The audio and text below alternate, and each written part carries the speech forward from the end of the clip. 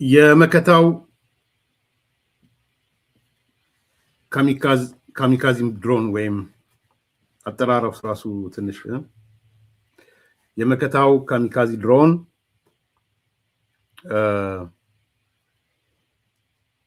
ካሚካዚ KAMIKAZE ዛሬ በጣም ያነጋገረ ብዙዎችን ያሳቀ ካለው ነገር አንዱ የመከታው ድሮን ነው። የመከታው ድሮን ያልኩበት ምክንያት አለኝ፣ በኋላ ላይ ያነሳላችኋለሁ። እና ዛሬ ከትላንትና ጀምሮ በጽንፈኛው በኩል በአማራ ጽንፈኛውና ይሄ ጀማሪ ጽንፈኛ የአማሪ ጀማሪ ጽንፈኛ ያላለ እንቅልፍ እንደማያስተኛ ድሮን ታጠቅን የሚል በሰፊው እየተነገረ ያለ ነገር አይተናል። እና ትንሽ ያሳዝናል። አሚን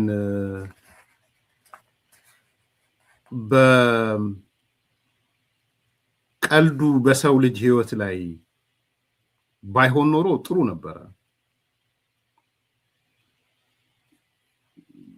አሁን የምንነጋገርበት ነገር ከሰው ነፍስ ጋር የተያያዘ ነው።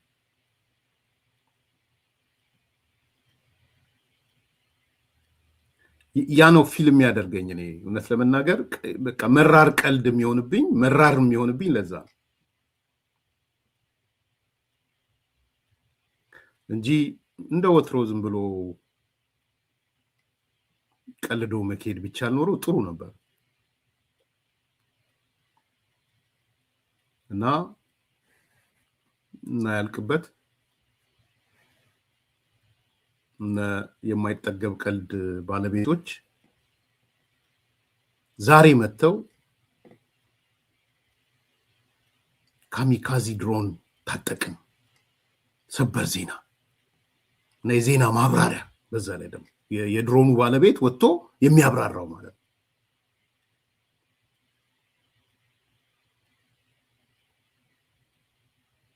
እና ትንሽ ይሄ የአያልቅበት ቀልድ የሰው ህይወት ላይ ነው እየተቀለደ ያለው። እሱ ነው ትንሽ የሚያሳዝነው። እና እኔ እንዳየሁኝ አዝኛለሁ። የምሬን ነው የምላችሁ። በቃ እስከ መቼ ነው ማለት ያ ህዝብ ተው የሚለት ያለው፣ በተለይ ዲያስፖራ ላይ ተው፣ ምንድነው እንደዚህማ አታዋርዱን። እኔ የምሬን ነው። የትግራይ ልሂቃን እንደዛ አይደሉም። የኦሮሞ ልሂቃን ብዙ እንደዛ አይደሉም። የተውም እኮ ማለት አንዳንዴ ያስፈልጋል።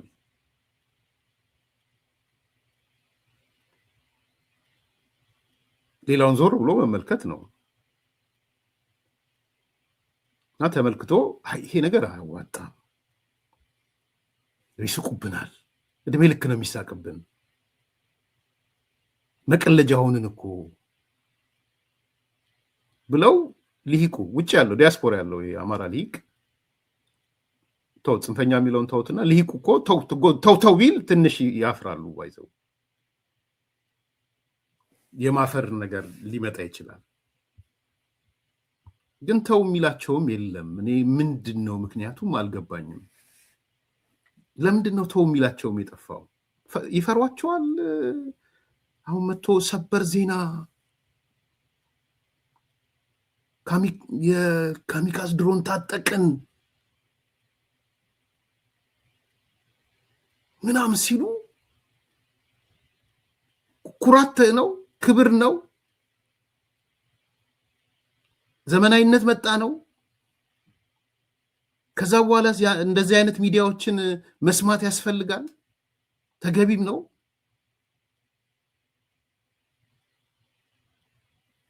እና እኔ በማዘን ውስጥ ነው ያየሁት። ብዙ ሰዎች እየቀለዱ ምናምን አይቻለው፣ ግን ሪሊ ከጻፍኩትም በኋላ አንድ ፌስቡክ ላይ ትንሽ ነገር ጽፌ ነበረ፣ ግን አዘንኩኝ ከዛ በኋላ። ይሄ ፌስቡክ ላይ ትላንትና ከ20 ሰዓት በፊት የጻፍኩት ነው እና ያያችሁት እንግዲህ መከታው ነው። መከታው ፕሮፌሰር መከታው እንበለው ዛሬ መቼም ነው። ፕሮፌሰር መከታው ድሮኗን ይዞት ነው ያለው። በኋላ ላይ ደውም ተምኔላል እንዳያችሁት ቦምቧን ታጥቃውሉ አለ ድሮኗ። ዝም ብሎ ይሄ እዚህ ጋር ባዶ ድሮን ነው የያዛት። ካሚካዚን ብቻዋን ይዟት ነው መከታው። ግን በቪዲዮ የወጣው ላይ ቦምቧንም ታጥቃለች መከታው፣ ፕሮፌሰር መከታው እና ከአሜሪካው ናሳ ተስተካካይ ቁመና እንዲይዝ ታስቦ እየተገነባ ያለው ዘሪሁን 13 የአማራ ቴክኖሎጂ ፈጠራና ምርምር ተቋም ሁለተኛውን የፈጠራ ውጤት ይፋ አድርጓል። እንኳን ደስ አላችሁ ነው ያልኩት፣ ደስታ ስለተሰማኝ ማለት እና እኔ የምለው ግን ተቋሙ የሄድ ኦፊሱ ግን የት ነው ያለው? መከታው ጋር ነው ያለው? ጎጃም ነው ያለው? ጎንደር ነው ያለው? ወይስ ሸዋ ነው ያለው? ሸዋ መከታው ሸዋ ስላለ ማለት ነው። ለምንስ ነው መከታውን ያስያዙት? በነገራችን ላይ ለምን ደግሞ መከታውን ያስያዙት? ለፕሮፌሰር መከታው ለምን ሰጡት? ለአድሚራል ጀነራል መከታው አንዲ 2090 ያንዲን እየቆጠራችሁ ነው። ባይዘው ወይ ብዙ ሰዎች አንዲ 2090 ታውቁታላችሁ አይደል? አንዲ 2090 ማለት ያው ይሄ መንግስት እስከ 2019 ከኖረ ፖለቲካ ራሴን አገላለሁ አይነት ይዘት ያለው ንግግር ነው ያንዳርጋቸው ንግግርና እንዳትረሷት። ብዙ ሰው ጠይቁኛላችሁ ነገራቸው። አንዲ 2019 ማለት የአቶ አንዳርጋቸው ጽጌ ንግግር ነው። 2019 ይሄ መንግስት ከገባ ፖለቲካ የሚባል ነገር የለም ስላለ እሷን ለማስታወስ ነው። እስከ መስከረም የሚቀጥለው መስከረም ድረስ እቺ ሃሽታግ ትኖራለች። ደግማችሁ ደጋግማችሁ ለምትጠይቁኝ ሰዎች እና ማለት ምንድነው የሚጠቅመው?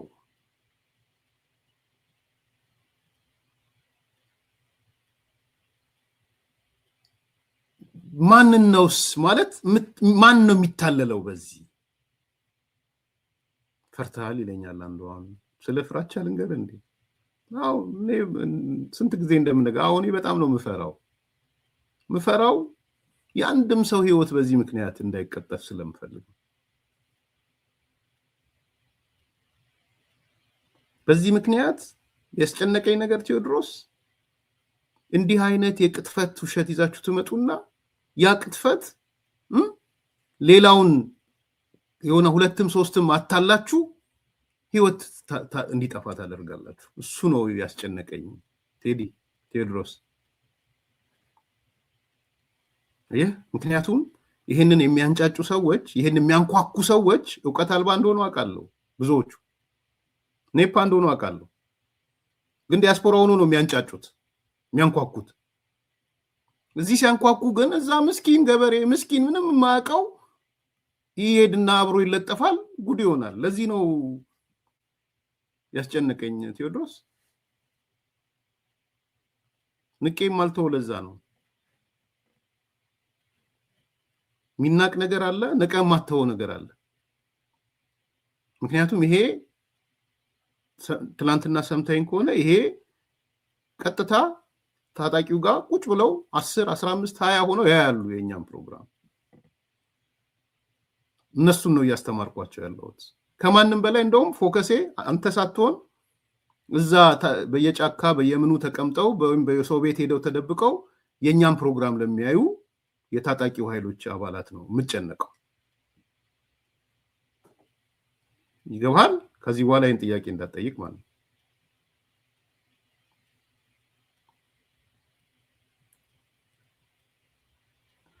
እና ትላንትና ዘሪሁን 19 ምናምን ሲሉ ከረሙ።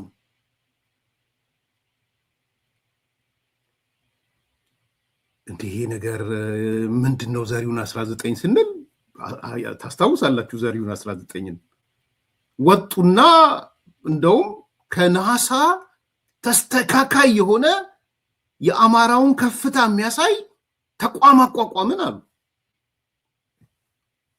እኔ ወይዘሪት መዓዛ ወዴት እንደሄደች አላውቅም። ኦዲት ብላ ጠይቃ ነበረ።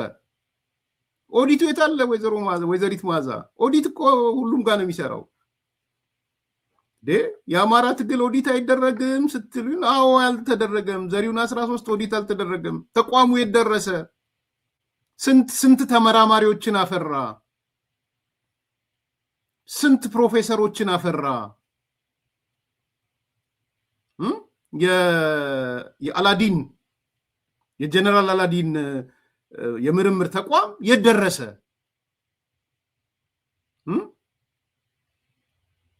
እኔ ጀነራል አላዲን ነው የምለው ባይዘው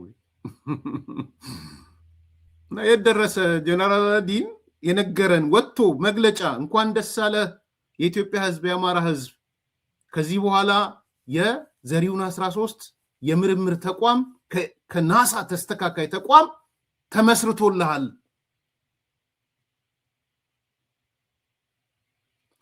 ይሄን ነው ያሉት። እሺ የት እንውሰደው ይሄንን? በቃ ተሰሙና ትወርቅ። ያዛኔ እንዴት ነው ዘሪሁን 13 እንዴት ነበረ በየሚዲያው የሄደችው የተስተጋባችው? የት ሄደ ዘሪሁን 13? ተቋሙ የት ሄደ? የት ነበረ ሄደ ኦፊሱ? ስንት ነገር አመረተ ዘሪሁን 13።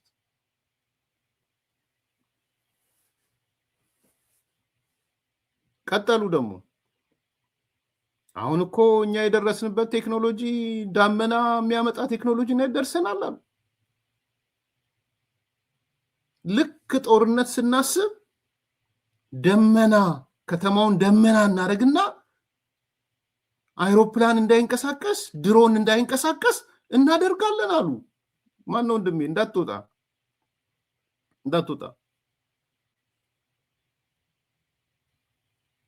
ፈራህ ያልከኝ ሰውዬ፣ ያው ፍራቻ ይሄ ነው። አየህ፣ ከባህላዊ ፕሮፓጋንዳ ወደ ዘመናዊ ፕሮፓጋንዳ ስትሄዱ ፈርቻለሁ። እውነትህን ነው። ምን ነበረ ባህላዊ ምን ነበረ ታስታውሳላችሁ አይደል? ትልልቅ ግብዳ መስቀል አድርገው አንዳንዶቹ 2 አንዳንዶቹ 3 በጣም ያስቅ ነበረ። አሁን ከዛ የመጡ ልጆች ሲነግሩኝ በስማ እኔ ዘመነ በዚህ ደረጃ አይመስለኝም ነበር። ሰማለው እዛ በረሃ ያለ አስመራ ኤርትራ ያለ በጣም ቶሎ ድብርት የሚያጠቃው ሰው እንደሆነ አውቃለሁ። አሁን ወደ ግለሰብ አልገባም። ኢምፓክት ስላለው ነው የገባሁት እንጂ ግለሰብ አይደለም። ግን በቃ ድባቴ በጣም የሚያጠቃው ሰው ነው ዘመነ። በጣም አንዳንዴ 10 ቀን 15 ቀን በር ዘግቶ ይቀመጣል ኤርትራ። ያውቃሉ፣ ጓደኞቹም ያውቃሉ። አሁን ዛሬ የተጣሉትም ሰዎች ያውቃሉ። አንዳንድ 15 ቀን በር ዘግቶ በድባቴ ይቀመጣል። ድብርት ይሄ አይደለም። እስቲ ውሸት ነው ይበሉ። እንደዛ አይነት ሰዎች ይዘው ሊመጡ የሚችሉት ነገር ነው እኔ የሚያሳስበኝ። እና አንደኛው ትልቁ መስቀል አለኝ የድባቴ ማጥፊያ መስቀል ነው አለኝ አብሮት የነበረው ሰው። እንዴት ነው ድባቴ?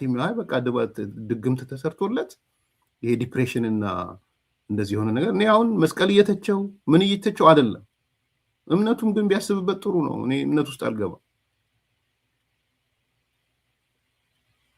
3 መስቀል ነው ያለው ዘመን። 3 ትላልቅ አሁን ሲሉት አንዳንዶቹን እያወረደ ነው እንጂ 3 ትላልቅ መስቀል ነው ያለው።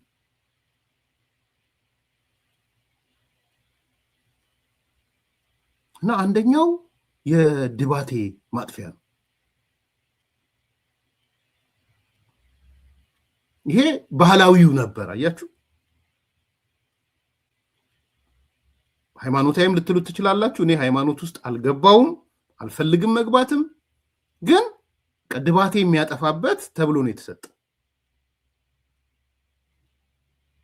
ሁለተኛው ጥይት አይበሳህም ተብሎ ነው የተሰጠው። ጥይት አይገልህም። እሱ ለብዙዎቹ ተሰጥቷቸዋል። ከዚህ በፊትም አንስተናል፣ በሚዲያም እነሱ ተናግረውታል። እና ደግሞ ትልልቅ የሃይማኖት አባቶች በጣም ይገርሙ። በዚህ ነገር ውስጥ ትልልቅ የሃይማኖት አባቶች ስማቸው የሚታወቁ የሃይማኖት አባቶች አሉበት። ስጧቸው ለታጣቂዎቻችሁ ብለው እንትን የተባለበት ድግምት ወይ ምናምን የተሰራበት መስቀሉ ወይ ይሄ የሚያደርጉት መስቀል አምሶሪ ጥይት ሳይመታችሁ ነው። ይሄ በሚዲያም ስለተነገረ ኤርሚያስ ጥያቄ የምታነሱኝ አልመሰለኝም። እዚህ ጀርመን የነበሩ ሰዎች ሲያስተገባው ሰምታችኋል፣ ብዙ ሰምታችኋል። ስለዚህ ነገር ብዙ ጥያቄ አለ አይደል?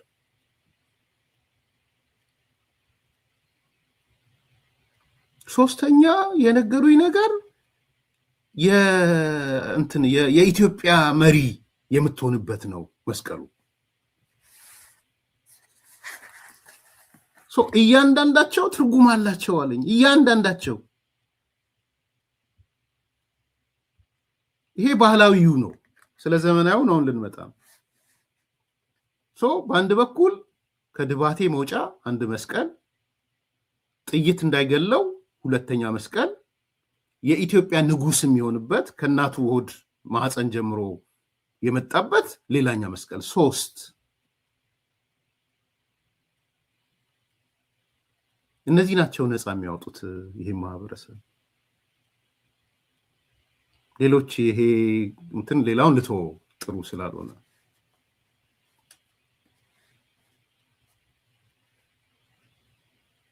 ይሄን ነው አሏቸው። ከዛ መስቀሉን ሰጥተው ሂዱ ጥይት አይመታችሁም አሉ።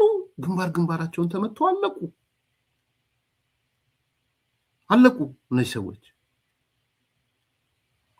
ለዚህ ነው ምፈራው ወንድሜ። ለምን ፈራ ያልከው? አያሳዝኑም እነዚህ ወንድሞች? ጥይት አይመታችሁም ተብለው ድግምት ተደርጎላችኋል ተብለው ሲሞቱ አታዝንም?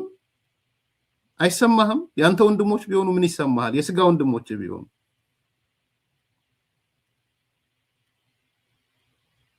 አሁን ባህላዊው ነገር እያለቀ ሄደ። ከባህላዊው ወደ ዘመናዊው መጡ። ዘመኑ ይሄ ዲያስፖራውንም ሌላውንም እንትን የሚያነቃቃ ደግሞ ያስፈልጋል፣ ከዘመኑ ጋር የሚራመዱበት። ከዛ ምን አሉ? ዘሪሁን 13 ብለው መጡ። የምርምር ተቋም ከናሳ የማይተናነስ ምናምን ብለው መጡ። ኧረ ተዋል። እንደውም እኛ እኮ የደረስንበት ቴክኖሎጂ ደመና የሚያዘንብ ነው። ደመና ከዘነበ በኋላ ድሮን አይመጣም፣ ተዋጊ አይሮፕላን አይመጣም፣ ታንክ አይመጣም፣ ጭልም ይላል። ጭልም ከተማዋ ምንፈልጋት ከተማ ስንቆጣጠራት መጀመሪያ በጭስ አጨልመናት ነው ምንገባው። በደመና አጨልመናት። የደመና ተጓዥ ሆኑ። እኔ ያልሆነ ነገር ነው የተናገርኩ ያለሁት። አዲስ ኮምፓሶች ያልተነገረ ነገር ነው የምናገረው። ይሄንን አልሰማችሁም? ከአስረስ ከተማ ከመቆጣጠራችን በፊት በዳመና እንጋርደዋለን ከተማዋን የሚል አልሰማችሁም? ደን ዜና ሆኖ ሰበርም ምንም ሆኖ ውይይት ሲካሄድበት አልሰማችሁም? አሁን ሶስተኛ በእንቁላሉ ጊዜ ተው ስላልተባለ ስላልተቀጣ ካሚካዚ ድሮን ይዘን መጣን ደግሞ።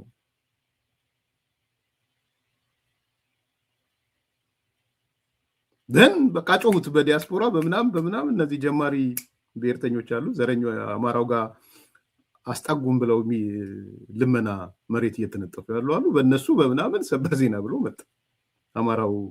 እነዚህ ማዛን አናስጠጋም ብለው ሂድ ከዚያ ያሏቸው ሰዎች አሉ፣ ያባረሯቸዋል።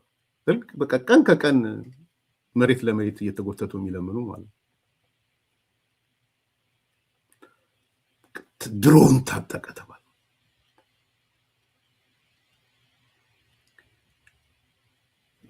ይሄ ነው የሚያሳዝነው። እንግዲህ እኔ ድሮኑን ዝም ብዬ ብዙ የድሮኑን እውቀት የለኝም፣ እንዲኖረኝም ብዙ ፍላጎት የለኝም። ጎግል ግን እድሜ ለጎግል እድሜ ለመረጃ ዝም ብዬ ጎግል ሳደርገው እናንተ የበለጠ መረጃ ያላችሁ እንግዲህ ኢንተረስት ሊሆናችሁ ሰዎች ማውጣት ትችላላችሁ። ሳየው ለአንድ ጊዜ የሚውል አጥፍቶ ጠፊ እንደሆነ ከወጪ አንፃር አንዷ እንግዲህ አንድ የመታ የምትጠፋ ናት። ከወጪ አንፃር ከ25,000 እስከ 50,000 ወጪ እንዳላት ይህን ደግሞ በኢትዮጵያ አባዙልኝ ጄሉ አይቻለው። በሻመታል አላየሁም መሰለኝ። እስቲ በኢትዮጵያ ገንዘብ አባዙት 50,000 50,000 ሲባዛ ከረንትሊ ባለው ምንዛሪ ማለት ነው አንዷ ማለት ነው። እንግዲህ ኮስቷ እንደዛ ነው።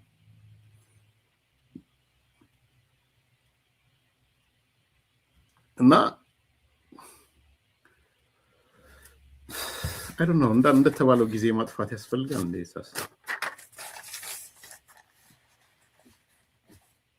ይሄ ነው የምትሰሙት። ስሪቱ አይት ነው ኢራን ነው የተሰራችው? ኢራኖች ነው የሰጧቸው ወይስ? እና እስከ 200 ማይልስ ምናምን ትጓዛለች መሰለኝ። በ500 ፐር ሃወር 500 ኪሎ ሜትር ነው ራን የምታደርገው። እስከ 200 ማይልስ ምናምን ሬዲየስ ኦር ሬንጅ መደገፍ ትችላለች። ስለዚህ አንዷ 7,650,000 ብር ናት አንዷ፣ ወይም 7,750,000 ናት። ቴንክ ዩ ሶል። አሁን እዩ እንግዲህ 7 ሚሊዮን ብር። አሁን ጥያቄው ለምንድን ነው መከታው ነው ጥያቄ። በነገራችን ላይ ለምንድን ነው መከታውን አስጨብጠው ያስነሱት?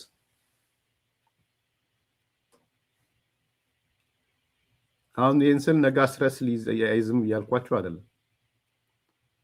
መከታው መሀይም ነው። በጣም መሀይም ነው መከታው። እኔ ዛሬ አይደለም ይሄን የምነግራችሁ።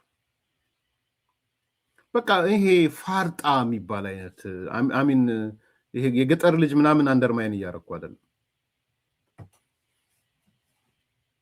እንደዛ አይደለም። በቃ ኔቸሩ መከታው ይሄ የሽፍታ ባህሪ ነው ያለው። ሽፍታዎች ይሄ ጫካ የሚኖር ሽፍታ መሬ ነው የሚባለው ቋንቋው።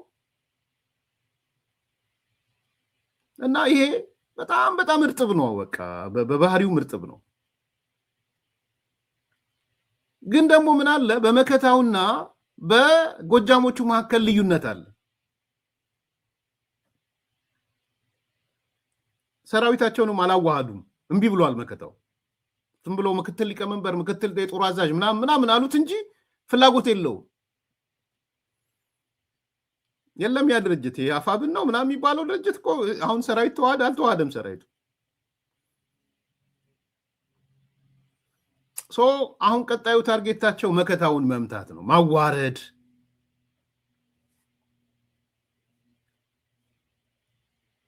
እና በቃ ይሄ ሰዎች በዝቅታ ውስጥ እንዲያዩት። ዝቅ ያለ ሰው ነው፣ ፋርጣ ነው፣ ምንም እንትን የለኝም፣ እሱ እርጥብ ነው በጣም።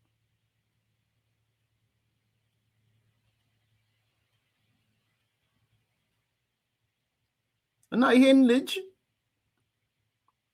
ምንድነው ድሮን ምንድነው ካሚካዚ ምናምን ምንም የሚያውቀው ነገር የለም። ምንም ስንት ነው ኮስቱ፣ $1 ስንት ነው በብር ሲመነዘር ምናምን የሚያርፍ ልጅ አይደለም መከታው፣ አያርፍም። አላዲን ነው እሱ፣ ሌላኛው አላዲን ነው ለዲክታተር። ይሄን ሰው ማሳጣት ይፈልጋሉ። አንዱ ፖይንት እሱ። አሁን አይታችሁ ከሆነ መከታው ፎቶግራፍ በሙሉ መከታው።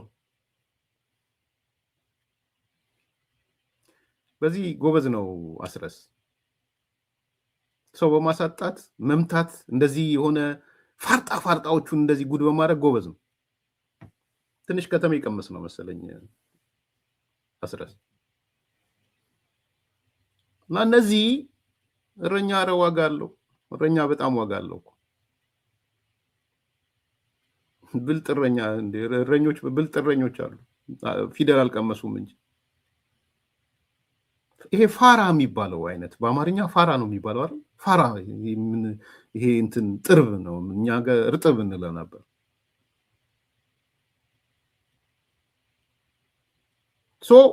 በአንድ በኩል በሱ በኩል ነው እንዲሰራጭ የተፈለገው፣ በመከታው በኩል በሌላ በኩል ደግሞ መከታውን የሚቀበሉትን ሰዎችም እንዲመቱ ፈልገዋል። ያው የቀረቡባቸው ማለት ነው።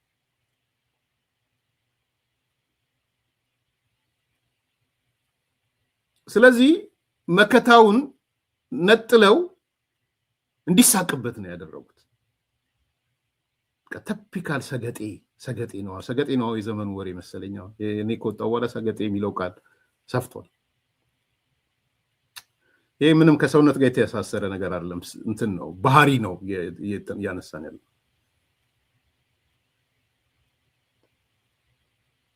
ስለዚህ መከታውን በዚህም ልክ ማዋረድ የጎጃም ፋኖ የናስረስ ስራ ነው።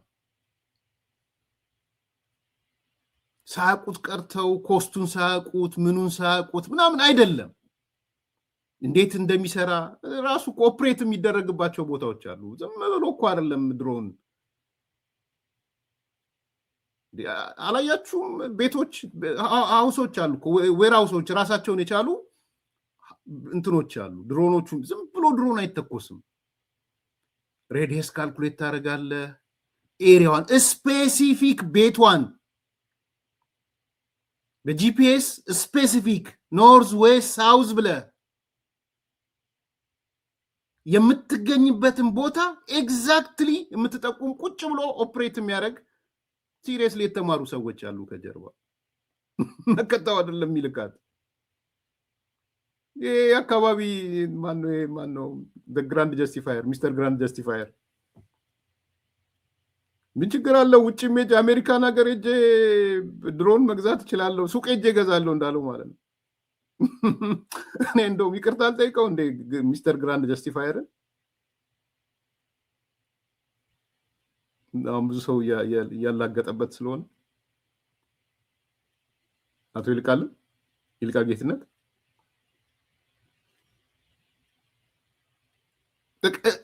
ይሄው ይደገማል። አሜሪካን ሀገር ቁጭ ብሎ እሱ ምን ችግር አለው? ድሮን ማለት እኮ ሱቅ ሄደህ ገዝተህ የምትወጣው ነው። ምን አይነት ድሮን የሚለውን እኮ አልተጠየቀም፣ ሊጠየቅም አልተፈለገም። የጦር መሳሪያ የያዘ ድሮን አሜሪካ ውስጥ ይሸጣል። ያውም ገና ዶክመንትህ ገና ኤርትራን እየተለማመጥክ ያለ ሰው ቢያባሩኝ ብለህ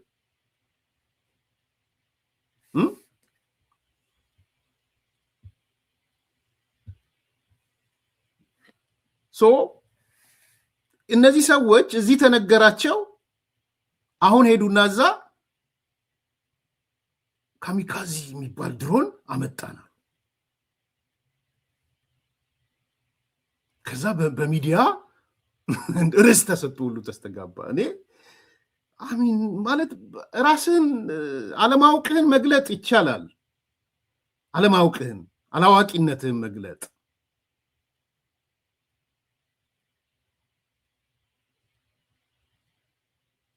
እንዴት ግን ህዝብ እኮ ይፈርዳል እኮ ያያል እኮ። እንዴት ነው ኦፕሬት የሚደረገው? እንዴት ነው ራሱን የቻለ ይሄ እኮ የጦር መሳሪያ ነው። ራሱን የቻለ ኦርጋንትን ያለው እኮ የጦር መሳሪያ ነው።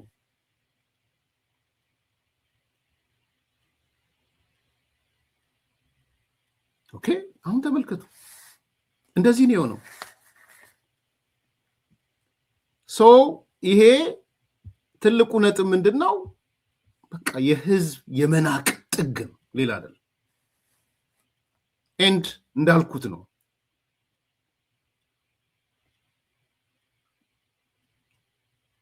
መዋረድ ነበረበት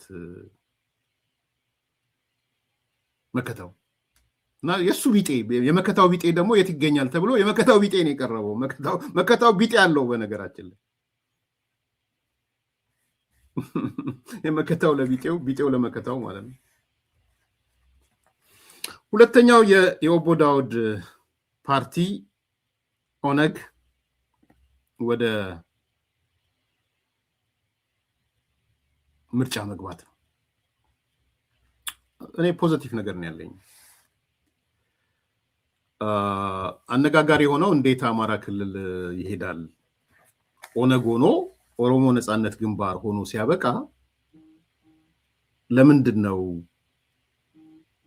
አማራ ክልል የተወዳደረው ሚል ሌላ ጩኸት ደግሞ አይቻልም። አረ ኤክስ ዋይ ኮኦርዲኔት ዚም ይኖረዋል፣ ኤክስ ዋይ ዚ ኮኦርዲኔትም ይኖረዋል።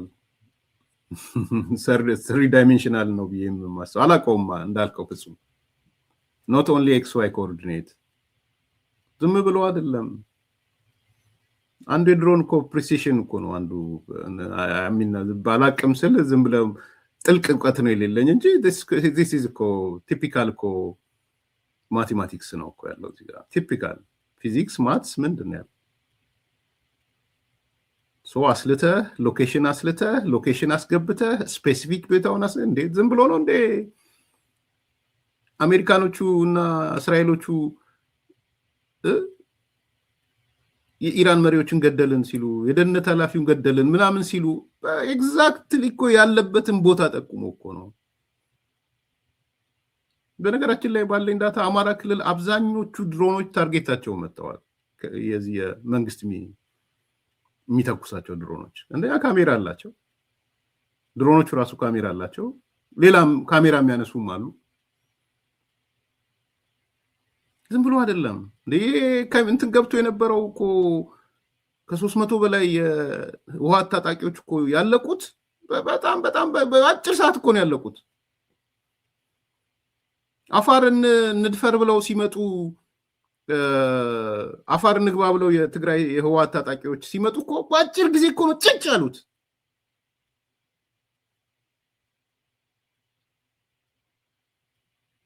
ዝም ብሎ ተራ ነገር አይደለም። ስፔሲፊክ ያለህበትን ቦታ በያውም በፕሪሲሽን ምንድነው የሚባል በቃ ኤግዛክት በአማርኛ ምን ልለው እንደምችል ስላለ ሄዶ እኮ ጠብ ነው የሚያደርገው።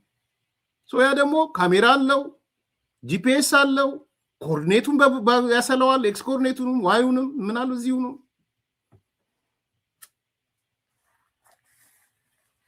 ዝም ብሎ አይደለም። የራሱም ኤክስፐርቶችም አሉት። ያንን ስራ የሚሰሩ ኤክስፐርቶች አሉ፣ ሙያተኞች አሉ። ብድግ ብለ በምስኪኑ መከታው እጅ ይዘህ አሳይተህ ታጠቁኝ ድሮን የምትለው ነገር አይደለም። ኧረ ፕሊስ እዛ በሚዲያ መታየው አሜሪካን ሀገር የምታ ሰበር እያልክ የምታወራው ነገር አይደለም። ያ ፕሪሲሽን ያልኩት አማርኛው ምንድን ያለምንም አወላዳት። ኦኬ አሪፍ ታንክ ዩ። ስለዚህ የኤርሚያስ ዛሬ የተቀመጥኩባት ቤት አለች አይደለ? ሜሪላንድ ሞንጎሞሪ ምናምን ስቴት ምናምን ካውንቲ ምናምን እንትን ሃውስ ነምበር አድሬስ ዚስ እዚህ ኖርዝ ዌስት እንደዚህ ላይ እሷን ያወጣሉ።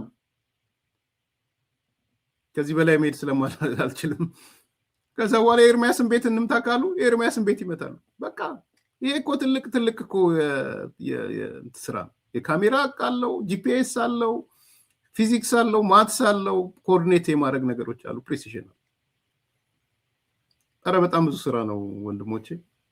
ግድ የለም እንዲህ የሚቀለድበት የአናሎግ ሲስተም አይደለም። አሁን ይሄ ዲስ ኖት አናሎግ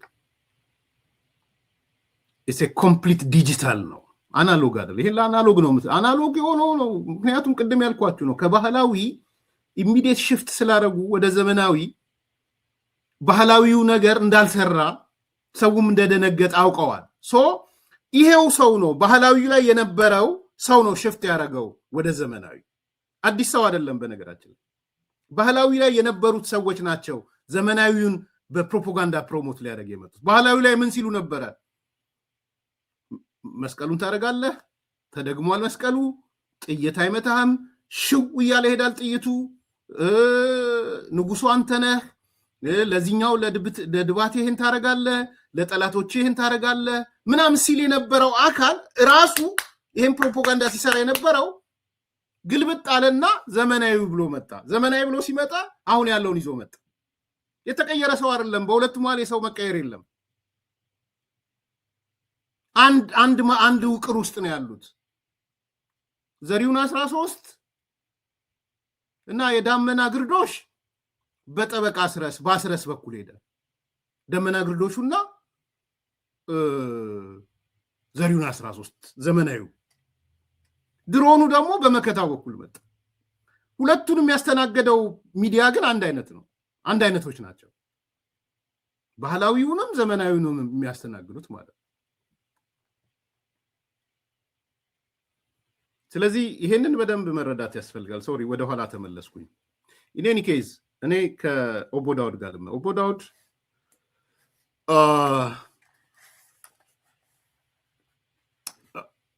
አሚን ፌስቡክም ላይ ለጥፈዋለሁ። መረጃው ይሄ ነው። በኦቦ ዳውድ ኢብሳ የሚመራው ኦነግ በሰባተኛው ሀገር አቀፍ ምርጫ 160 እጩዎችን ማቅረቡ ተሰምቷል። አነጋጋሪ የሆነው 163 ማቅረቡ አይደለም። ጥሩ ነው እሱም፣ ግን እጩዎቹ የቀረቡባቸው ቦታዎች ናቸው ብዙ ሰው ያነጋገረው።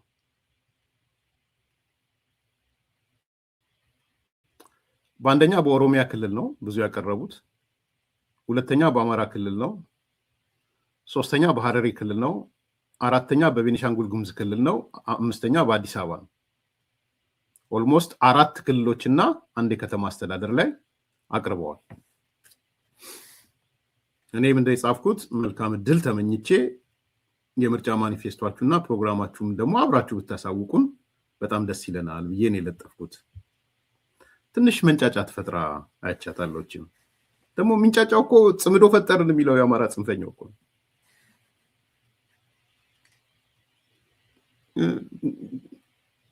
ወለጋ ቢዛሞ ፋኖ ፈጠርን የሚለው በኦቦ ዳውድ ሲንጫጫ አየሁት። ወለጋ ላይ እኮ ፋኖ ፈጥሯል ቢዛሞ ላይ፣ ያውም ደግሞ 90% ጸጥ አድርገን ኦነግ ሸኔን መተነው አሁን ሰላም አስፈነናል የሚል ቢዛሞ የሚባል ለሶኮልድ ፋኖ እንደማልደግፍ እንትን እንደማልጠቃል ፈጠርናል። ይሄው አካል እንዴት እነ ኦቦ ዳውድ አማራ ክልል ይመጣሉ? እንዴት ቤኒሻንጉል ይሄዳሉ? እንዴት ሐረሪ ይሄዳሉ? እንዴት አዲስ አበባ ይመጣሉ? እንዴ በጣም ማፈሪያዎች ናቸው። በጣም ማፈሪያዎች። እኔ በጣም ደስ ብሎኛል። ከፓርቲ ላለመሰረዝም ይሁን ለምንም ይሁን 137 ሰው ቀላል አይደለም፣ ብዙ ሰው ነው።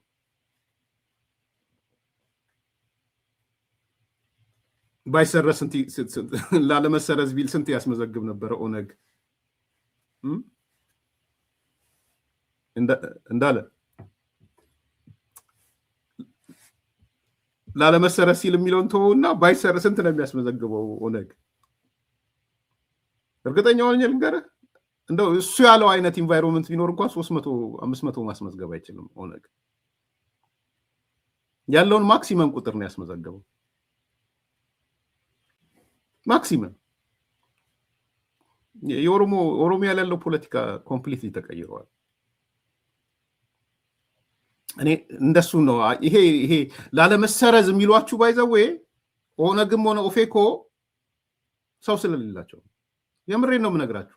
ማለት እኔ ኦፌኮን ወክዬ እጩ ሆናለሁ፣ ኦነግን ወክዬ እጩ ሆናለሁ ብሎ ከልቡ እየተንቀሳቀሰ የሚወዳደር ሰው የላቸው። ከሬጅ ይፈልጋል፣ በጣም ሞራል ይፈልጋል፣ ፕሮግራም ይፈልጋል፣ ማኒፌስቶ ይፈልጋል። እንዳትሸወዱ በዚህ። ለዚህ ነው እኔ መጨረሻ ላይ እንኳን ደስ ያላችሁ ብዬ የበለጠ ደስ እንዲለኝ ግን ማኒፌስቶአችሁን አሳዩኝ፣ የበለጠ ደስ እንዲለኝ ፕሮግራማችሁን አሳዩኝ ያልኩት ለዛ ነው። ኦነግ ፕሮግራም ማሳየት አይፈልግም።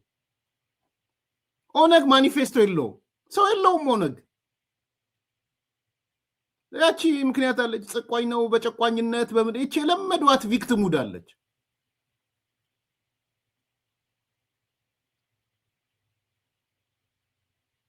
የለመዱት የዚህ ተጠቂነት የምናምን ካላሉ ያው ማኒፌስቶ ማውጣት አይችሉም፣ ፕሮግራም ማውጣት አይችሉም። ያጸደቁትን ፕሮግራም ኤርትራ ላይ ያጸደቁትን ቢያወጡ ይዋረዳሉ። መናገር እንኳን አይፈልጉም። በጣም ከሚናደዱበት ነገር አንዱ ባይዘው እኔ ብዙ የኦነግ ልጆች ከዚህ የደወሉም ሲሰድቡኝ ታውቃላችሁ። ከኖርዌይ ከምን እየደወሉ የት ነው የሰማው መገንጠል? እኛ እኮ የራስን እድል በራስ ይወሰን ነው ያለው እንጂ መቼ መገንጠል ስንል ሰምታሉ ምናምን ይላሉ። በራስን እድል ግን በራስ መወሰን አለበት ነው ብለን የምናምነው። ኦኬ እንደሱ ከሆነ በቃ በሚቀጥለው በምክክር ኮሚሽኑ መገንጠል የሚለው ይሰረዝ ስትሉ በመቃብራችን ላይ ነው አንቀጽ 39 ይሰረዝ ይሄ እንትኑ እስከ መገንጠል ይሏል። ትንሽ ቆይቶ ነው እዛው። በጣም ብዙ የሚሰድቡኝ ነበሩ በነገራችን ላይ። ከየት ነው ያመጣው የኦሮሞ ነጻነት ሰራዊት? ከየት ነው ያመጣው ኦነግ እስከ መገንጠል የሚል እንትና ዶክተር ጸጋዬ አራርሳ እስኪናገር ድረስ። በዚህ አጋጣሚ ዶክተር ጸጋዬ አራርሳን አመሰግነዋለሁ። እሱ ነው የገላገለኝ። ተውኝ። ከዛ በኋላ አልሰማውም እንደ ዶክተር ጸጋዬን ማለት ሲጀምር መደወልም አቆም። በፍጹም ከአንደበታቸው መገንጠል የምትል ቃል አይወጣም። በነገራችን ላይ የምትወጣው ቃል ምንድነት? የራስን እድል በራስ መወሰን። የኦሮሞ ህዝብ የራሱን እድል በራሱ ይወስን ይሏቸዋል። እስከምን ስትሉት አይ በቃ ይወስን ያለ። እሺ የድርጅታቸው የእናንተ የድርጅት አቋም እሱ ምን ያደርግልሃል ይሏቸዋል። ኖ ህዝብ ይወስን። ዳትስ ኦኬ። የእናንተ እንደ ድርጅት አቋማችሁ ምንድነው? መገንጠል አይደለም ነው ንገረን። ፍላጎት ከሌለ ደግሞ ከህገ መንግስቱ እንዲወጣ ታገል።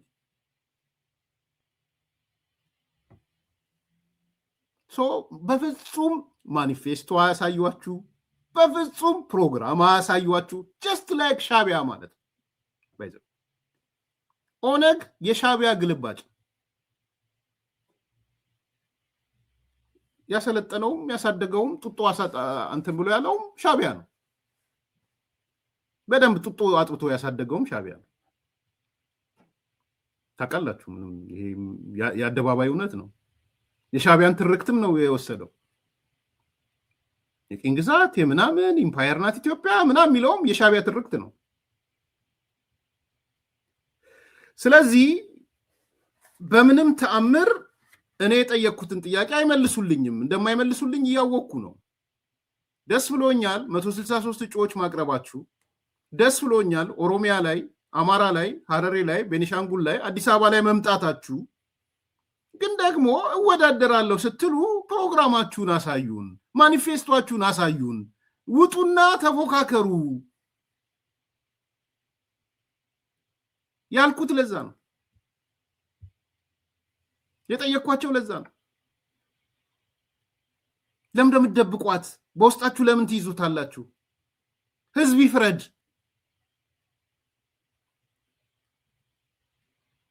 እናንተ እንደምትሉት ህዝብ ይፍረድ። የራሱን እድል በራሱ ይፍረድ። የኦሮሞ ህዝብ ይፍረድ። ፈርዷል ኦልሬዲ። ግን እናንተ እንደምትሉት ከሆነ ይፍረድ። የፈረደ ህዝብ ነው። በደንብ የፈረደ ህዝብ ነው። እሺ ጉቱ ንገረን። ማንበብ ራስ ፈንተ ነው። ኦነግ ማኒፌስቶ አለው። መገንጠል ይላል አይልም? ጉቱ ኦነግ እገነጠላለው እንደ የህዝብ እንዳትለኝ። ስለ ህዝብ አይደለም ማወራው። ድርጅቱ በፕሮግራሙ ላይ ኦሮሚያን አገር አደርጋለሁ ብሎ ያለውን ነገር ያስተጋባል አያስተጋባም? ጉቱ አላነሳም፣ አላወጣም። ንገረን ነው። ጉቱ እንደዛ ስላለ ነው። ማንበብ የራስ ፈንተ ነው። ኦነግ ማኒፌስቶ አለዋል። ቴንክ ዩ። እሺ ይኸው አደባባይ ነው እየጠየቅኩ ያለው። ይኸውላችሁ አይልም አለመጣ ነው። እንዲህ ናቸው። አይልም አለመጣ ምንድን ነው የሚለው ታዲያ? አይ የራስን እድል በራስ ይወስናል የኦሮሞ ህዝብ ነው የሚለን። እንደ ድርጅት ነው ያልኩ። ኦኬ ተወሰነ እንዳላችሁት ሆነ። የኦሮሞ ህዝብ የራሱን እድል በራሱ ሊወስን መጣ። እንደ ድርጅት ሻቢያ እንዳደረገው እናንተ የምትሰብኩት ምንድን ነው? ምንድን ነው የምትሰብኩት? እሱን ነው የጠየቅኩህ። አዎ ገርሻው እመጣለሁ። ኮሎኔል ገመቹ ጋር እመጣለሁ። አሁን እንሞግታቸው ባይዝ እንኳን ደህና መጣ ጉቱ። እኔ ኔጌቲቭ ላይ አይደለም እያየሁ ያለሁት። የሚለው የራስን እድል በራስ መወሰን ነው አለ። እሺ አሁን የጠየቅኩ አሁንም ስለ ኦሮሞ ህዝብ አይደለም። አያገባህም። ስለ ኦሮሞ ህዝብ አያገባህም።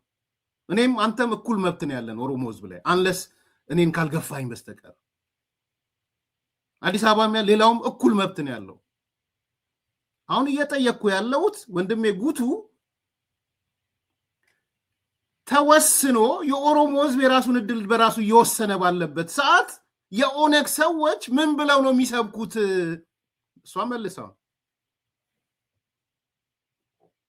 ይሄ ነው ፖይንቱ። ኮሎኔል ገመቹ ተናግሯል። አዎ ከኮሎኔል ገመቹ በላይ እኮ ጸጋዬ አራርሳ ተናግሯል። ምንም የዋናው የውጭ አርክቴክታቸው እሱ አይደል?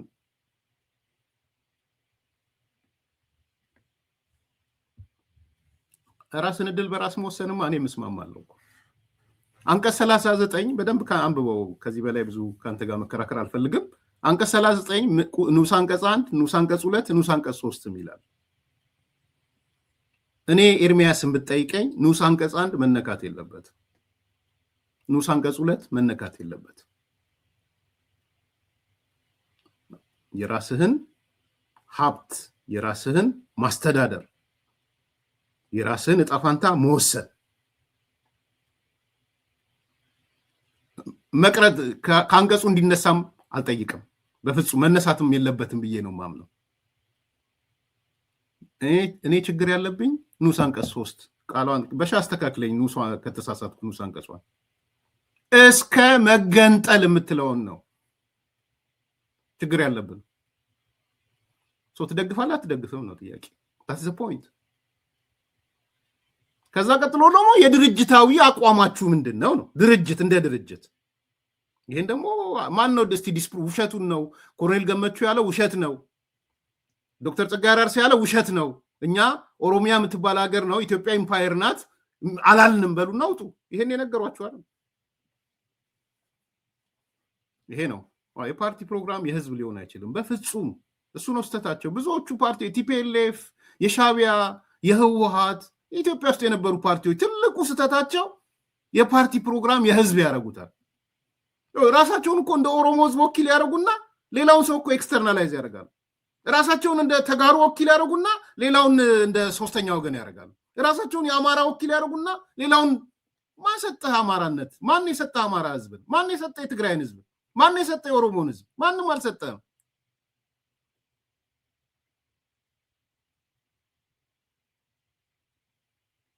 ስለዚህ የተነጋገሩትም የወሰኑትም ኢትዮጵያ በደንብ ተረዱ። አንድ ድርጅት መገንጠል ሲፈልግ 2-3 ነገሮች ነው የሚያስቀምጠው። እቺ መጨረሻ ትሆናለች።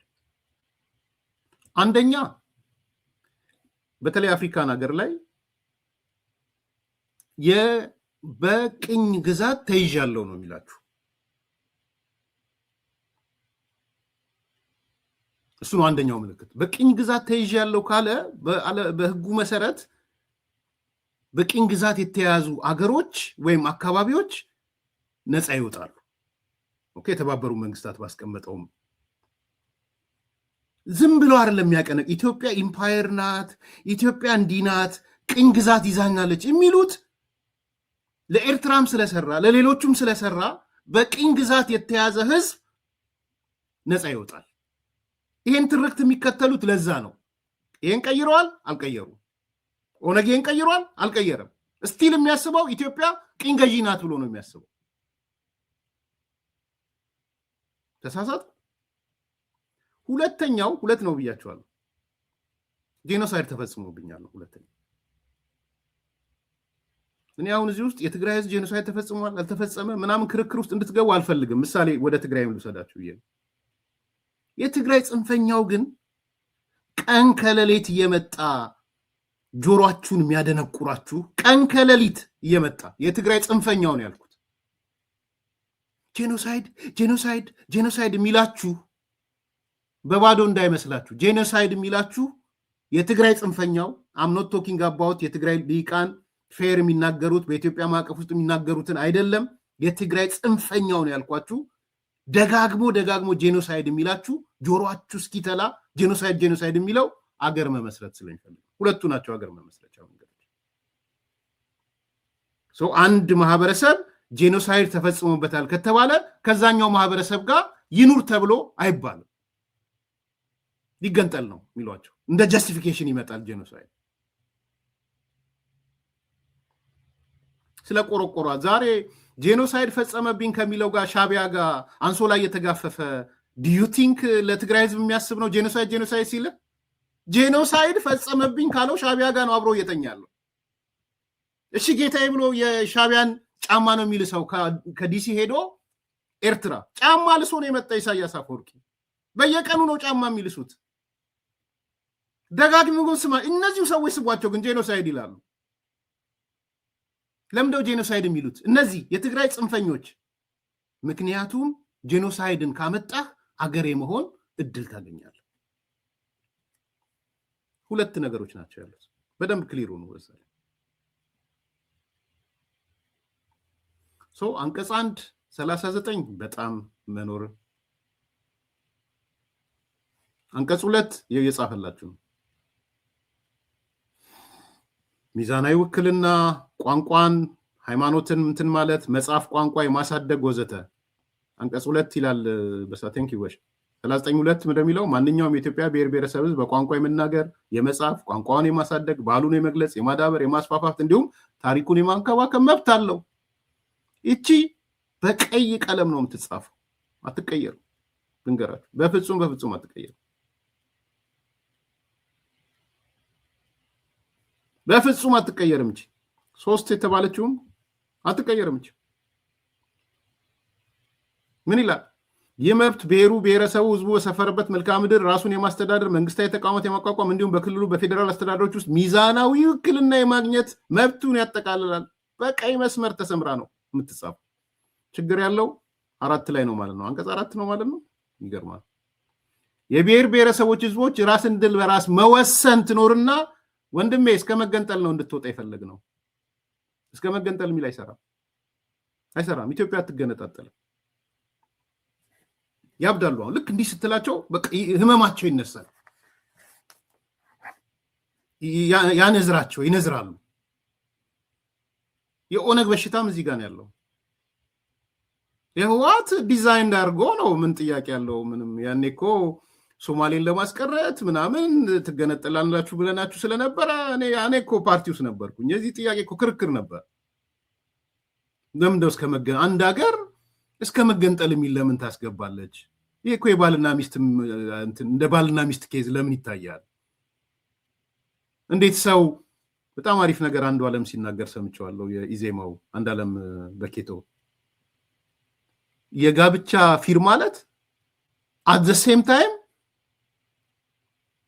የጋብቻ እኮ ፊርማ ነው፣ የፍቺ ፊርማ መፈረም ማለት ነው። በጣም የሚገርም አገላለጽ ነው። በዚህ አጋጣሚ አንዱ ዓለም ኮንግራቹሌሽን። የት ነው የምትወዳደረው? ፈልግ ያመጣዋለሁ አንዱ ዓለምን። ኢዜማ ደስ ብሎኛል፣ ኢዜማ ውስጥም ስላየው። በዚህ አጋጣሚ ምን አለ ክርክሩ ላይ ሰምታችሁት ከሆነ በደንብ አስተውሉና ስሙት። አንቀጽ 39 እስከ መገንጠል ማለት አለ የህግ ሰው ነው፣ አሪፍ የህግ ሰው ነው። እስከ መገንጠል ማለት የጋብቻ ዕለት ጋብቻህን እየተፈራረምክ የዛን ዕለት የፍቺን መፈራረም ማለት ነው። አይገርምም? አንዱ ዓለም አገላለጽ እኔ ወዲያው ነው ማስታወሻ ላይ ጻፍኳት፣ ቀኗንም ጽፌያታለሁ። የሚገርም እኮ ነው። ባልና ሚስት ተዋዳችሁ ልትጋቡ ፈርማችሁ የፈረማችሁለት የፍቺ ትፈርማላችሁ። አንቀጽ 39 ንዑስ አንቀጽ 4 ማለት እሱ ነው። የራስን እድል በራስ መወሰን ሀብትህን፣ አስተዳደርህን፣ ኦኬ የራስህን ማንነትን ወዘተ ነው። የትም ያለ ነው ይሄ። ቨርጂኒያ ትወስናለች የራሷን እድል፣ ሜሪላንድ ትወስናለች፣ አትላንታ ይወስናል፣ ካሊፎርኒያ ብዙ ጊዜ ይወስናል። ምን ችግር አለው? የራስን እድል የካሊፎርኒያ ሰው የካሊፎርኒያ መንግስት የራሱን እድል ማለት ነው። ግን ልገንጠል አይልም ልገንጠል። ካሊፎርኒያ ትልቅ በዓለም ኢኮኖሚ ስንተኛ ናት? ኒውዮርክ ትልቅ በዓለም ኢኮኖሚ ውስጥ ልገንጠል ግን አይሉ። የኒውዮርክ ግን ኒውዮርካውያንን ብለው ሜሪላንዳውያንን ብለው ይወስናሉ። ቴክሳስ ቴክሳሳውያንን ብለው የራሳቸውን እድል አስተዳደራቸው ምናቸውን ይወስናል። በኋላቸውን ቋንቋቸውን እንትኑን ይወስናል። ምን ችግር አለው? ኢኮኖሚ ከሆነ ካሊፎርኒያ በዓለም 5ኛ ነው። 5ኛ ኢኮኖሚ ያላት ናት። ኢትዮጵያ ምንድነው ታዲያ? ካሊፎርኒያ በደንብ ነው የሚወስነው። አንተን አትበሉት፣ የሆነ ኮምፕሌክስ ነገር አታድርጉት። ባህልህን ቋንቋህን፣ ሃይማኖትህን፣ ማንነትህን፣ እሴቶችን ትወስናለህ። that is called multiculturalism። ልገንጠል ግን አትልም። ዶክተር አብርሃም ትላንትና ቪዲዮ አሳይቻቸዋል። በግልጽ ነው የተናገረው። ርርን ያደረጋቸው የመገንጠል የሚባል የለም። የኛ መንግስት መገንጠልን አይደግፍም። መሬት የትም አይሄድም። ባይዘዌ ብዙ ምስጋና ሰምቻለሁ። ዶክተር አብርሃም በዚህ አጋጣሚ ምስጋና የሚድረስ ለብዙ ሰው አድርስልኝ ብለዋል። ለሰው በሰው ነግሬ አድርስላችኋለሁ። በሰው የላካችሁልኝ ሰዎች እኔ ዶክተር አብርሃም አላገኘውም። ከደወለልኝ ግን ነግረዋል። በጣም ብዙ ሰው በትላንትናው ፕሬዘንቴሽንህ ወዷል። ለወዳጆች እነግራቸዋለሁ። መሬት የት ነው የሚሄደው? የወልቃይት መሬት የምናምን መሬት ምናምን የት ነው የሚሄደው? የት ቴልሚ መገንጠል ካላሰብኩስ ጄኖሳይድ እያልክ መገንጠልን ፕሮሞት ካላረክ በስተቀር ቅኝ ገዢ በቅኝ ግዛት ውስጥ ነን ካላልክ በስተቀር የት ነው የሚሄደው? መሬት የኢትዮጵያ መሬት ነው። ወልቃይትም ያንተ ናት፣ የኔ ናት። ማንነት የኢትዮጵያ እስከሆነ ድረስ አዲስ አበባ የኔ ናት፣ ያንተ ናት። ለዚህ እኮ ነው በሚሊዮኖች ጎርፎ ነው ከትግራይ ወደ አዲስ አበባ የመጡት እኮ የእነሱ እኮ ስለሆነ። ወደ አስመራ ሄዱ እንዴ? ሄዱ ወደ አስመራ። የፈለግከው እንትን ተከፍቷል፣ ምንድነው ለትግራዮች ኬላ ተከፍቷል ብለህ ውልል አድርገህ ኬላ ስትከፍት የሄደው ምንድነው? የኢትዮጵያ ነዳጅ ነው ወደ ኤርትራ እየሄደ ያለው። የኢትዮጵያ ገንዘብ ነው ወደ ኤርትራ እየሄደ ያለው። የኢትዮጵያ ወርቅ ነው እየሄደ ያለው። ሄደልህ። እንደውም ከኤርትራ የኤርትራ ወጣቶች ወደ ኢትዮጵያ መጉረፍ ጀመሩ። አንተ አካባቢ ላይ ሆነ $4000 ትሸጣቸው ጀመር። እየሸጥካቸው ነው $4000። ስለዚህ ነገሩን ሰብሰብ ለማድረግ አንደኛ አንቀጽ 39 በእኔ እምነት ሀገራዊ ምክክሩን ንዑስ አንቀጽ 1ን፣ ንዑስ አንቀጽ 2ን፣ ንዑስ አንቀጽ 3ን ይቀይራል ብዬ አላስብም። ዓለም አቀፋዊ ነገሮችም ስላሉት ማለት ነው። ንዑስ አንቀጽ 4ም የሚያነሳው እስከ መገንጠል የምትለው እሱን ይቀይራል የሚል ተስፋ አለኝ። በዚህ አጋጣሚ የዳኛ ፍሬሕይወትን መጽሐፍ አንብቡት። በጣም አሪፍ መጽሐፍ ነው። ሁላችሁም ስለ ህገ መንግስቱ ተቃርኖዎች ማወቅ የምትፈልጉ ሰዎች የዳኛ ፍሬሕይወት አያሌውን መጽሐፍ ሳሙኤልን አንብቡት። ዳኛ ፍሬሕይወትን ታውቁታላችሁ። በጣም እኔ ወዳጄ ነው። በቅርብ ነው ኢትዮጵያ ያስመረቀው መጽሐፉ። የኢትዮጵያ ህገ መንግስት ተቃርኖን አንድ በአንድ ለማወቅ ይሄ መጽሐፍ አንብቡ። ምስጉን ሰው ነው ዳኛ ፍሬሕይወት። በጣም ታማኝ ሰው ነው። ከልቤ ነው የምነግራችሁ። ኢንቴግሪቲ ያለው ሰው ነው ፍሬሕይወት። አፌ ሞልቼ ነው የምናገረው። ከመጣ ካልመጣ እኔ ሳመሪውን አሳያችኋለሁ፣ አመጣላችኋለሁ ሳመሪውን። ይሄንን መጽሐፍ አዲስ አበባ ታገኙታላችሁ። የት ማተሚያ ቤት እንደሆነ ጠይቀዋለሁ፣ ፍሬሕይወትን ጠይቀዋለሁ። አሁን መጥቷል፣ አሜሪካን ያለው። ሌሎች እዚህም ማስመረቅ እንደሚፈልግ ነግሮኛል። ካስመረቀ እሰየው፣ ካላስመረቀ ግን አዲስ አበባ ስላለ መጽሐፎቹ የት ነው የሚያገኙት የሚለውን ጠይቄ መጣና ነግራቸዋል። this is my ሌላኛው 5ኛው ነው 4ኛው the best book የዚህ ዓመት ንባቤ አንዱ ይሄ ነው። ከዚህ በፊት ነግሬያችኋለሁ። የብርሃኑ ሌንጂሶ ብሔርተኝነት የሚለው፣ የዶክተር ተስፋዬ በልጅጌ የመደመር መንግስት የዚህ ዓመት ለውድድር የቀረቡ መጽሐፎች ናቸው። ዋን ኦፍ ለውድድር ከቀረቡት እንድታነቡ ብዬ ከምላችሁ አንዱ የህገ መንግስታዊ ተቃርኖ የሚለው መጽሐፍ። እሱን ስፈልገው ፍሬሕይወት ስናገኘው እናመጣዋለን። ሜቢ አሜሪካም ካስመረቀ። አንቀጽ 4ን የህገ መንግስቱ ንዑስ አንቀጽ 439 ነው ይውጣ እስከ መገንጠል እንጂ ሌላውን አይደለም ያልነው። ሊያሳስቱ ስለሚሞክሩ ነው። ሁለተኛ ወደ ነጥቡ፣ አሁንም ኦነግ ጥሩ ነው ያደረገው። ደስ ብሎኛለን። ወንበሮቹ ትንሽም ቢሆኑ ትልቅ አማራ ክልል ሄዶ በመወዳደሩ፣ ቤኒሻንጉል ሄዶ በመወዳደሩ፣ ሐረሪ ሄዶ በመወዳደሩ፣ አዲስ አበባ ሄዶ በመወዳደሩ ደስ ብሎኛል። እኔ ከምሬ ልንገራችሁ፣ ኦነግ እንዲሸነፍ የምፈልገው በህዝብ ነው።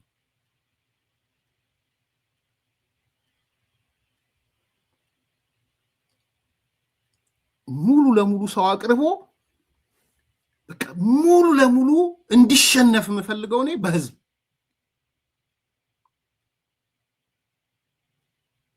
ለመከልከል በምናምን አይደለም። እንድ መሸነፍም ያለበት በህዝብ ለአንዴና ለመጨረሻ ጊዜ ህዝብ አክንትፍ ብሎ ኦነግን ማሳየት አለበት። አክንትፍ ብሎ ቫልዩ ይሰጠዋል። ለትላንትና መስጠት ይችላል። እሱን እየቀነስኩ አይደለም፣ የራሱ ቫልዩ ይኖረዋል። ለዘመኑ ፖለቲካ ግን አይመጥንም። ኦነግ የዘመኑ ፖለቲካ አይደለም። ኦነግ ሙዚየም ነው መቀመጥ ያለበት፣ እንደ ኢህአፓ ሙዚየም። መኢሶን ምናምን መዝገብ ላይ እንደተቀመጡ መኢሶን፣ ኢህአፓ፣ ኦነግ፣ ደርግ፣ ህወሓት ምናምን የዘመኑ ፓርቲዎች አይደሉም። ቲፒኤልኤፍ መዝገብ ላይ እንትን ላይ ሼልፍ ላይ ነው መቀመጥ ያለበት። ኢህአፓ ሼልፍ ላይ ነው መቀመጥ ያለበት። ኦነግ ሼልፍ ላይ ነው መቀመጥ ያለበት። የዘንድሮ መጽሐፍ ነው ያልኩት በሻ የዚህ ዓመት ማለት የኢትዮጵያ 2018 የ2019ማ እኮ የ2017 እኮ ወስነን አልፈናል አልነበርክም? አዲስ ኮምፓስ ውስጥ ያላችሁ ሰዎች ቤስት ቡክ የ2017 ማን ነበረ? ጻፉት። ወደ ሌላ ሳልገባ አዲስ ኮምፓስ ካላችሁ ስለምን የ2017 ቤስት ቡክ ኦፍ የአዲስ ኮምፓስ ማን ነው? እሱን ጻፉ። አሁን ደግሞ 2018 ለውድድር የመጡ አሉ። የመደመር መንግስት፣ የዶክተር ተስፋዬ በልጅጌ የኢትዮጵያ ዲሞክራሲን ፍለጋ፣ ብሔርተኝነት የዶክተር ብርሃኑ ሌንጂሶ፣ አሁን ደግሞ የህገ መንግስት ተቃርኖ እና ደግሞ ለነፃነት የተከፈለ ዋጋ የጀነራል አበበ ገረሱ። እኔ እጄ ላይ አሁን ወደ 2018 ካነበብኳቸው ወደ 5 መጽሐፎች ለውድድር ይዤ እቀርባለሁ። የሚቀጥለው አመቱ ከመሄዱ በፊት ለእኔ ቤስት ቡክ ይሄ ነው እላለሁ። የ2017 አዙሪት ቴንክ ዩ አዙሪት ሀበሻ በጣም ነው የማመሰግነው። ኦኬ ኦነግ ጥሩ አድርጓል። ጥሩ ያደረገው ምንድነው? እንኳንም ተወዳደርክ፣ እንኳንም አማራ ክልል ሄድክ፣ እንኳንም ቤኒሻንጉል ሄድክ፣ እንኳንም ሀረር ሄድክ፣ እንኳንም አዲስ አበባ ሄድክ። ኦሮሚያ ነው። ለምንድነው ይሄን ማነሳው? አንደኛ ኦነግ አገራዊ ድርጅት በመሆኑ ደስ ብሎኛል። እኔ ክልላዊ ነበር የሚመስለኝ ሲመዘገብ፣ ክልላዊ ነበር አድርጌ የቆጠርኩት። ለካ ክልላዊ አይደለም። በጣም አሪፍ ነው። ኦፌኮም በኋላ ስሰማ ትላንት ኦፌኮ እንኳን አውቃለሁ አገራዊ መሆኑን፣ ግን በእንትን በኩል መስሎኝ ነበር፣ በመድረክ በኩል። አንዱ ነገር ደስ ያለኝ እንኳንም አገራዊ ፓርቲ ሆናችሁ ኢትዮጵያን እወቋት። በቃ ለሚቀጥለው ጀኔሬሽን አሳውቁት። ኢትዮጵያን ሜቢ የማታውቁት ነገር ልታገኙ ትችላላችሁ። ስትዘዋወሩ ሀረሬ ከሄዳችሁ፣ አዲስ አበባ ከመጣችሁ፣ አማራ ክልል ከሄዳችሁ፣ ቤኒሻንጉል ከሄዳችሁ ኢትዮጵያ ምናልባት ያስተሳሰብ ለውጥም ልታመጡ ትችላላችሁ። መሄድ ጥሩ ስለሆነ ጥሩ ነው። ያስተሳሰብ ይቀይራል። እንዲህ መታጠር ነው ደስ የማይለው። ግን ዘመኑም እንደሱ አይደለም። እውነት ለመናገር ዘመኑም አይደለም። ስለዚህ እኔ እንኳንም ሄዳችሁ አማራውንም ታውቁታላችሁ፣ ታዩታላችሁ፣ ቤኒሻንጉሉን ታዩታላችሁ፣ ሀረሬውን ታዩታላችሁ፣ አዲስ አበባውን ታዩታላችሁ። ኦሮሚያ መሰረታችሁ ነው። ኤንድ ፖዚቲቭሊ ተቀበሏቸው። በዚህ አጋጣሚ አማራዎች፣ ቤኒሻንጉሎች፣ ሀረሬዎች ፖዚቲቭሊ ተቀበሏቸው። እኔ ምክር ሀሳብ እሱ ነው። ተቀበሏቸው ፖዚቲቭሊ። ውሳኔያችሁን የድምፅ ዕለት ስጡ። ውሳኔያችሁን፣ ቅጣታችሁን በድምፅ ቅጧቸው በድምፅ። ከዛ በተረፈ ግን መደላድሉን አታጥቡ። በተለይ የብልጽግና ሰዎች አደራ የምትሰሙ ከሆነ አማራ ክልል በተለይ ያላችሁ፣ አሁን ሚዲያ ጩኸት እያየው ስለሆነ የአማራ ጽንፈኛው እንዴት ኦነግ አማራ ክልል ይገባል እያለ ይጮዋል። ምን አይነት አስቂኝ ሰው እንደሆኑ እዚህ ዲያስፖራ እንዴት ኦነግ አማራ ክልል ገብቶ ይወዳደራል ምናምን እያለ ይጮዋል። ታዲያ የት ይድል? እኔ ብሆን እንኳን ደህና መጣችሁ ብዬ ነበር የምቀበለው። ፖለቲካ ብታውቁ ፖለቲካ ቢገባችሁ ኖሮ ትንሽ እንደው የማሰቢያ ትንሽ ነገር ቢኖራችሁ ኦነግዬ እንኳን ደህና መጣ አማራ ክልል ነበር ማለት የነበረባችሁ። ከምሬ ነው። በቃ የለም ዜሮ ፖለቲካ ሲመጣ ሲያይህ ሜቢ ሀሳቡ ይቀየራል፣ አስተሳሰቡ ይቀየራል። እኔ ሁሌ የማረሳው ሰውየውን ከመጥቀስ ልተውና የነገረኝን ሰው አክቹዋሊ እሳቸውም ሲናገሩ ሰምቻለሁ መሰለኝ። አቶ በቀለ ገርባ በብዙ መንገድ እስር ቤት ተቀይሯል የሚል ሰምቻለሁ። በብዙ መንገድ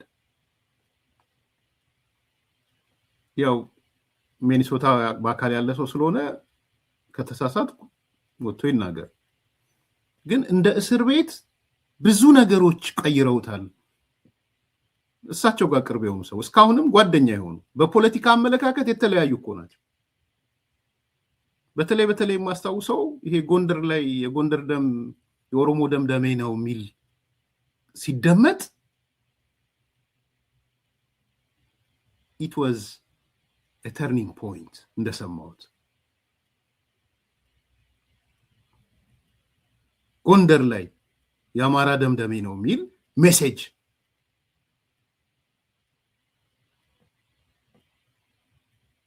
ሲሰማ በቃ ኮምፕሊትሊ የነበረው ስሜት ሌላ ነበረ። ሰማለሁ አቶ በቀለ ጋር አቶ በቀለ ብቻ አይደለም ሌሎች የኦነግ ስሜት የነበራቸው ሰዎች እስር ቤት ከገቡ በኋላ ከአማራው ከሌላው ጋር ቁጭ ብለው 3 ዓመት 4 ዓመት 5 ዓመት ሲቀመጡ ተቀይረው ነው የሚወጡት ነው የምሰማው። ለምንድን ነው ይሄ የሆነው? የጥሞና ጊዜ አለ ማለት ነው። እዛ ስሞል ኮሚኒቲ ውስጥ ያለው አማራም ወይም አዲስ አበባ ወይም ሌላው ያስተናገደ ወደ ትልቁ ኮሚኒቲ ሲቀየር የዛ ሪፍሌክሽን ስለሆነ ማለት ነው። ሰውን በማራቅ አይደለም የምትቀይረው፣ በመሳደብ አይደለም የምትቀይረው፣ አቅርበ በማሳየት ነው የምትቀይረው፣ ቢሎንግ በማድረግ ነው የምትቀይረው። ሰው ነገ ከነገ ወዲያ ኦነግ ያስተሳሰብ ለውጥ ቢያመጣ ነው እዚህ መጥቼ ያመሰግነዋል። ምንድነው መገንጠል ያረጀ ያፈጀ ነው ብሎ ቢል በቃ ቴንኪው ኦነግ ነው ብሎ እንጂ ዛሬ መጥቼ ጸጉሬን አልነጭም አማራ ክልል ሊወዳደር ነው ብዬ ጸጉሬን አልነጭም ና ተወዳደር።